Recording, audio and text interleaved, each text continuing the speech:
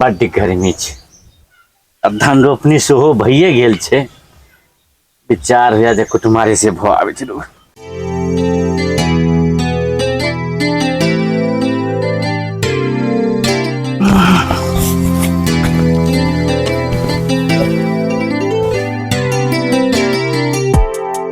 ले खो की हाल चाल छै कुटुम? बढ़िया, नमस्कार नमस्कार। की समाचार यौ? बहुत बढ़िया, बहुत बढ़िया। आओ आओ, चल चल।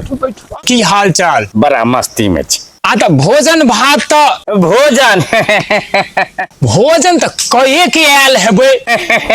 भोजन तक कहिए के, लेकिन रास्ता में जेलिए नाता से कहलो भोजन में की सब व्यवस्था करा दिए? भोजन में तो भोजन में बेसी व्यवस्था करे के जरूरत तो छै नहीं।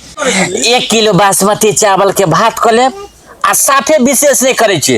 राहर के ऊपर से दाल को ले, आ कनिक तरकारी से को ले, आ हुए तो 2-4 तिलकोर के पात ल ले, आ परोड़ तो घरे में अखन हैत, उहो उल्टा देबे। बेसी नहीं करब, साफे नहीं।